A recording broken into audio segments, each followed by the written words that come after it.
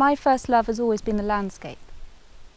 I run around the valley every day and I feel like the wood is the place that I know the best, and I feel most at home here, more at home here than I do anywhere else in the whole world.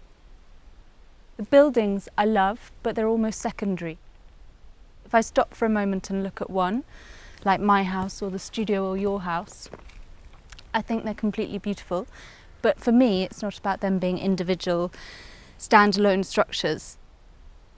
Having grown up here and the buildings having come one at a time, they're sort of just an extension of the landscape and the wood and I guess all of us.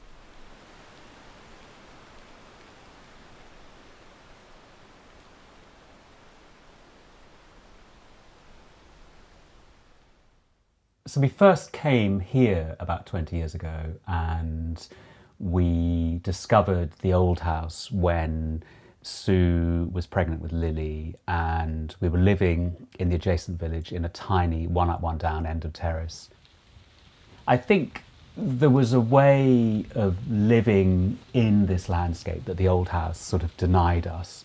Very thick walls, very small windows, no connection with the place. And we wanted to live in a very, I guess, transparent building that felt like, in some ways, you could camp in the treetops.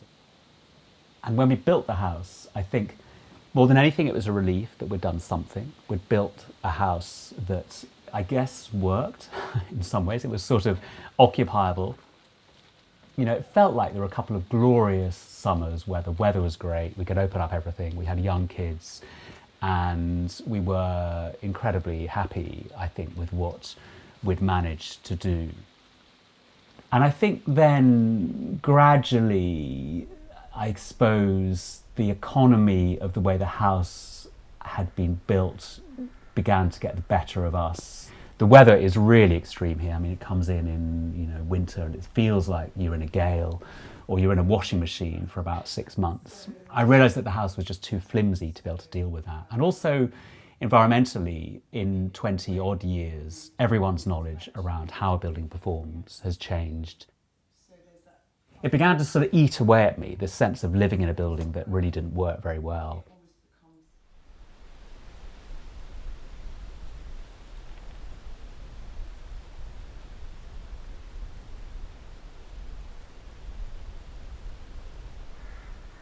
It's not about, how lovely the light is dappling on a wall somewhere when actually you feel that the building is not doing what you want it to do anymore. And of course our kids are grown up, so that's had a big impact, I would say, in terms of how we've lived in the house and how we've wanted to live in the house. How do you mean? They have grown up during the time we've been here, or do you mean they are now grown up so things are different? Well, I think it's both, isn't it? I mean, we've had to adapt all the time. I mean, I'm sure everyone has this with a house with kids, particularly, is that what seems to work at the beginning very soon doesn't necessarily work, and you're forever moving people around and readapting the house. I guess I thought quite hard about how we could retain what was good about the existing frame, the existing structure, the existing floors, that kind of stuff. The existing big move, the transparency on the site. Leave that as it was, but really upgrade everything else.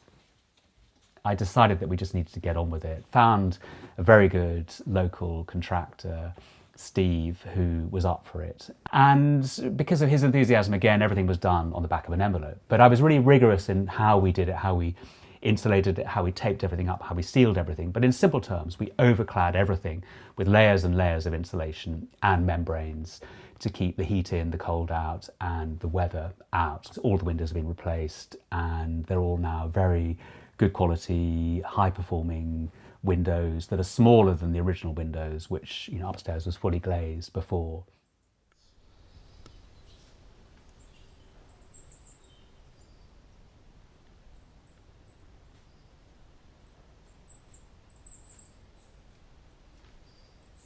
I think when you are young and you build anything, you invest a lot in it emotionally.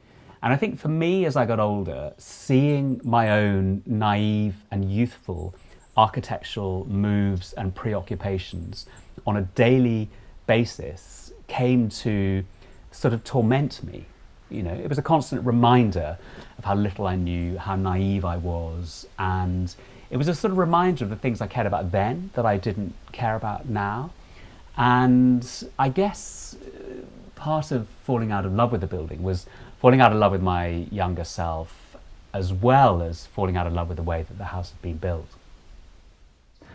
I don't want my family to notice the house either. I don't want them to think of it as a piece of architecture. I don't want them to think about it as something that's been overly considered for them. I want them to have the freedom just to be in it without really it being rammed down their throats as something that is either precious or a piece of high architecture.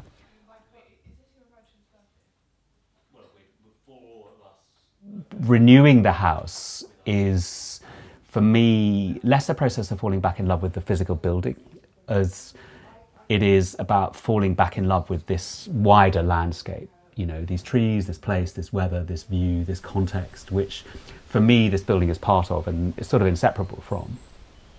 It really is, I guess, a joy to know that the house is very well built and just works now, finally.